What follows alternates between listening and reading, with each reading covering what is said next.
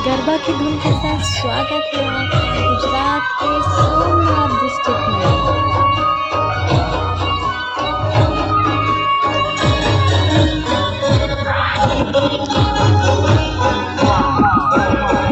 मथुरा में मार के सामरिया जी रे, मथुरा में मार के सामरिया जी रे, मथुरा में मार के सामरिया जी रे, मथुरा में मार के सामरिया जी रे, मुझे दिनेली के तुम हंतारू तुम खड़ू रे, मुझे दिनेली के तुम हंतारू तुम खड़ू रे, मुझे दिनेली के तुम हंतारू तुम खड़ू रे, मथुरा ने मार के सामरिया। 12 ज्योतिर्लिंगों में से सबसे पहला ज्योतिर्लिंग है। आप 12 ज्योतिर्लिंगों की यात्रा पर हैं तो आपको सबसे पहले सोमनाथ के दर्शन जरूर करने चाहिए। भारत के मंदिरों का आर्किटेक्चर बहुत ही पुराना और सुंदर है, जो कि विदेशी पर्यटन को भी अपनी ओर आकर्षित करते हैं। भारत के सबसे सुंदर मंदिरों में जब बात आती है तो दक्षिण भारत का नाम सबसे पहले आता है, पर हमारे नॉर्थ इंडिया के मंदिर भी कुछ कम नहीं हैं। भारत के पश्चिम में स्थित सोमनाथ मंदिर की सुंदरता मैं इस छोटे से कैमरे में कैद नहीं कर सकती। ये तो आपको यहाँ दर्शन करके यहाँ आकर ही एक्सपीरियंस करना पड़ेगा। आप बहुत सारे मंदिर गए होंगे, पर यकीन मानिए सोमनाथ में आपको इतना अच्छा फील होगा कि कम से कम आप एक दिन में 3-4 बार दर्शन तो कर ही लेंगे, जैसे कि मैंने भी किया है। तो चलिए फिर मेरे साथ आप भी दर्शन कीजिए घर बैठे बैठे सोमनाथ ज्योतिर्लिंग के। वीडियो में बने रहिए मेरे साथ, क्योंकि मैं बताने वाली हूँ आप सोमनाथ कैसे पहुँचें, कहाँ रुकें, खाने की क्या व्यवस्था है, कितना बजट होगा, कितने दिन का प्लान बनाएं। ये सभी जानकारी जानने के लिए आप इस वीडियो को लास्ट तक ज़रूर देखिए, लाइक कीजिए, सब्सक्राइब कीजिए। सोमनाथ आप फ्लाइट से भी जा सकते हैं और ट्रेन से भी जा सकते हैं। फ्लाइट से जाने के लिए आप पहुंच सकते हैं अहमदाबाद एयरपोर्ट और यहां से आप बाय बस सोमनाथ तक पहुंच सकते हैं। ट्रेन से जाने के लिए आपको पहुंचना होगा सोमनाथ रेलवे स्टेशन तक, जो कि है सोमनाथ में ही। आपको अपनी सिटी से सोमनाथ तक रिजर्वेशन नहीं मिलता है तो आप वीरावल तक रिजर्वेशन भी कर सकते हैं। वीरावल सोमनाथ से 2-3 किलोमीटर की दूरी पर ही है। यहाँ से सोमनाथ आप ऑटो से पहुँच सकते हैं। सोमनाथ पहुँचने के बाद रुके कहाँ, तो यहाँ पर गवर्नमेंट्स के बहुत सारे होटल्स हैं, गवर्नमेंट की डॉर्मेट्री भी है। गवर्नमेंट डॉर्मेट्री का चार्ज 200 रुपये के लगभग है, नॉन एसी रूम का चार्ज 600 रुपये के लगभग है और एसी रूम का चार्ज यहाँ पर 1000 रुपये के समथिंग है। वीडियो में दी गई वेबसाइट के जरिए आप ऑनलाइन बुकिंग पहले से ही कर सकते हैं। याद रखें कि यहाँ पर आप पीक सीजन्स में जाते हैं तो रूम का रेट लगभग डबल हो जाता है। गवर्नमेंट्स के रूम भी आपको खाली मिलना मुश्किल है।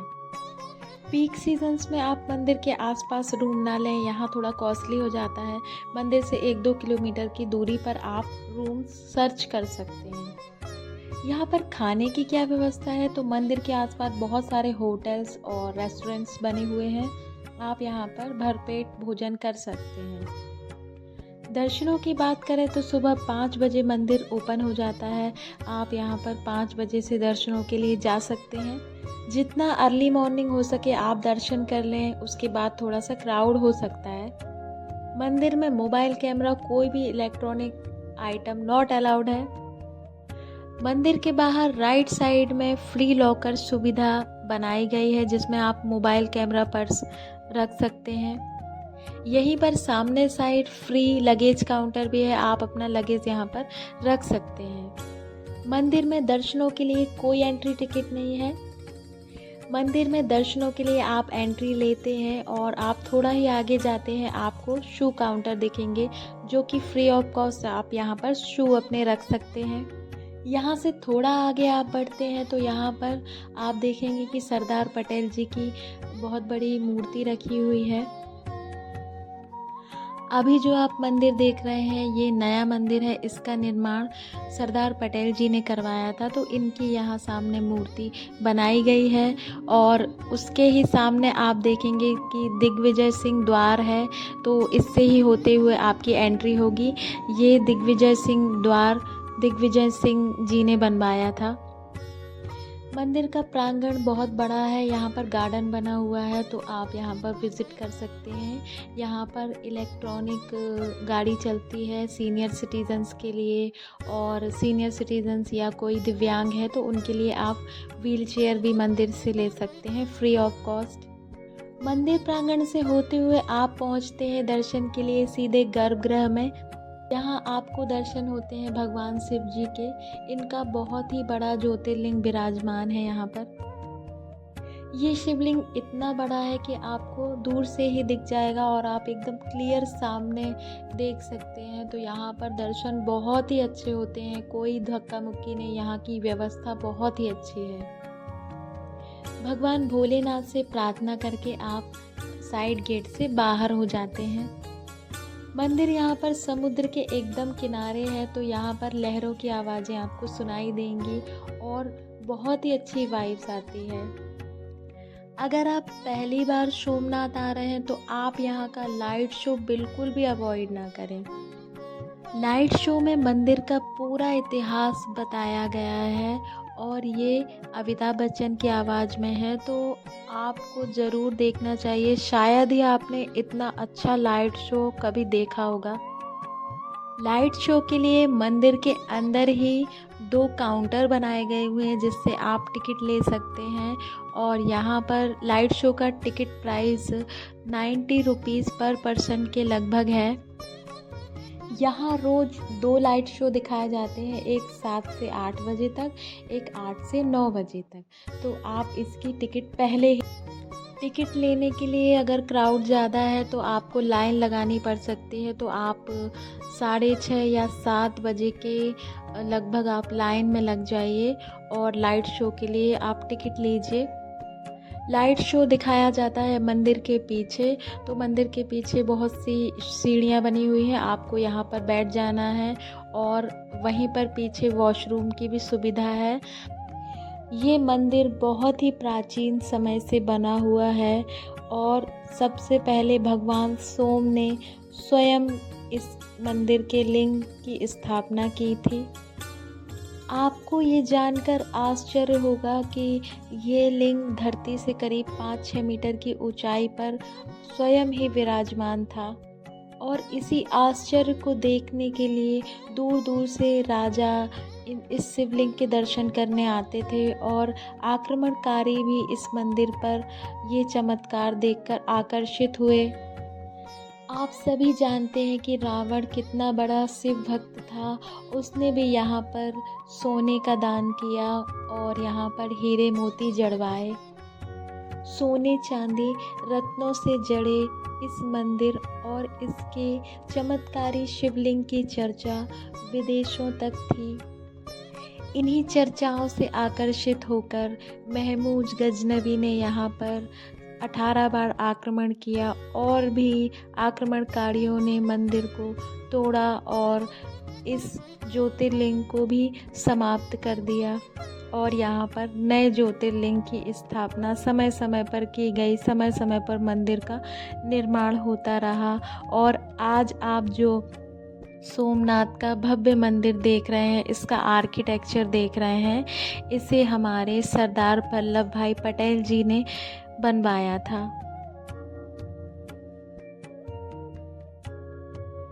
मंदिर प्रांगण में ही समुद्र की तरफ पीछे एक बाण स्तंभ बना हुआ है।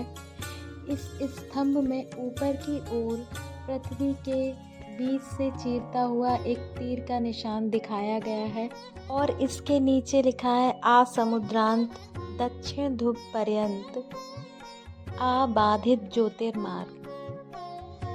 अर्थात इस तीर के निशान से सीधे अगर कोई जाता है तो कोई भी स्थल मार्ग नहीं आएगा, कोई भी बाधा नहीं आएगी, अर्थात हर तरफ पानी ही पानी होगा। मतलब इस निशान से सीधी रेखा में दक्षिणी ध्रुव है। इस स्तंभ का वर्णन 6वीं शताब्दी में है और इसका कोई प्रमाण नहीं है कि ये स्तंभ कब बनाया गया और मंदिर भी कितना पुराना है, कब बनाया गया, इसकी कोई भी जानकारी नहीं है। पृथ्वी गोल है, इसकी खोज अमेरिका, चीन ने ज़रूर बाद में की है, परंतु हमारे भारत के राजा महाराजा और ऋषि मुनियों ने पहले ही उन्हें पता था कि दुनिया गोल है और ये स्तंभ उसका प्रमाण है। और आज भी स्तंभ का रहस्य बरकरार है, ये कोई पता नहीं लगा पाया कि ये कितना पुराना है। मंदिर के दर्शनों के बाद आप यहाँ के आसपास के प्लेसेस को भी विज़िट कर सकते हैं। सबसे पहले तो मंदिर के बाहर ही एक और सोमनाथ का पुराना मंदिर बना हुआ है और यहाँ पर भी आप जाइए, दर्शन कीजिए। यहाँ पर पुराना ज्योतिर्लिंग विराजमान है जो कि देवी अहिल्याबाई ने ये मंदिर बनवाया था और इस ज्योतिर्लिंग की स्थापना की थी।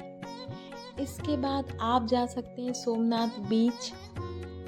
यहाँ का रास्ता मंदिर के लेफ़्ट हैंड साइड पर ही है और आप वॉक करके जा सकते हैं। वॉक करके नहीं जाना है तो आप यहाँ पर साइकिल से भी जा सकते हैं। यहाँ पर साइकिल रेंट पे अवेलेबल है।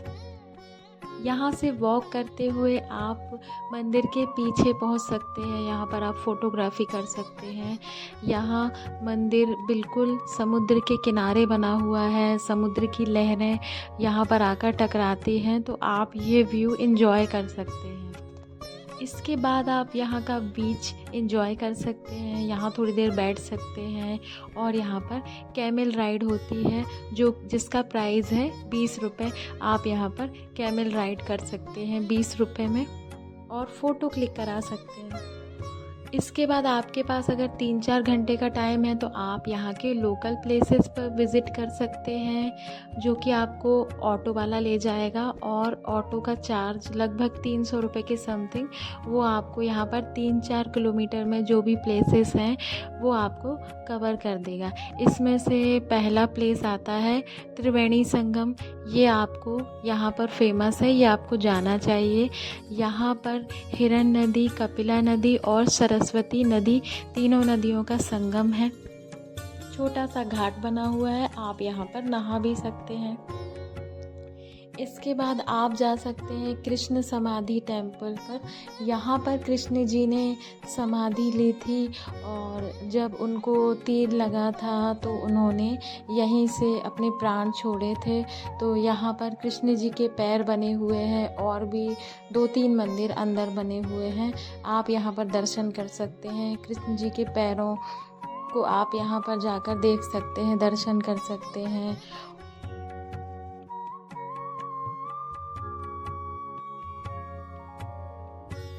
यहाँ पर पीछे हिरण नदी बनी हुई है। माना जाता है कि जब कृष्ण जी ने अपना शरीर त्याग दिया और उनको पंचतंत्र में मिलाया गया तो उनके शरीर से केवल दिल नहीं जला, तो इस दिल को समुद्र में बहा दिया गया। ये समुद्र से होते हुए जगन्नाथपुरी जी में जाकर मिला और यहाँ से जगन्नाथपुरी जी की जो मूर्ति है उसका निर्माण हुआ।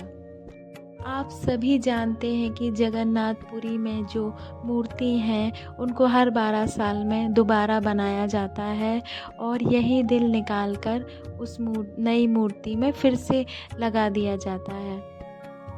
इसी तरह हमारे कृष्ण जी का हृदय आज भी धड़क रहा है और जिनके दर्शन करने आप जगन्नाथपुरी जा सकते हैं। यहाँ से कुछ ही दूरी पर श्री कृष्ण मंदिर है, आप वहाँ पर भी दर्शन के लिए जा सकते हैं और ये सभी प्लेसेस आपको ऑटो वाले घुमा देंगे, तो आपको यहाँ से बार्गेनिंग करके ऑटो कर लेना चाहिए। अब बात आती है कि कितने दिन का हम प्लान बनाएं सोमनाथ में, तो आपको 2 डेज़ और 1 नाइट स्टे लेना होगा। इसमें आपका पूरा सोमनाथ कवर हो जाएगा।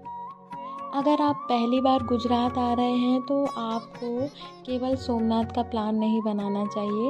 इसके बाद आप द्वारका जा सकते हैं और उसके बाद अहमदाबाद जाकर स्टैच्यू ऑफ यूनिटी एक साथ 4 दिन के प्लान में आप आराम से घूम सकते हैं। तो आप अपने अकॉर्डिंग प्लान बनाइए। वीडियो को ज़्यादा से ज़्यादा लाइक कीजिए, सब्सक्राइब कीजिए। Thank you.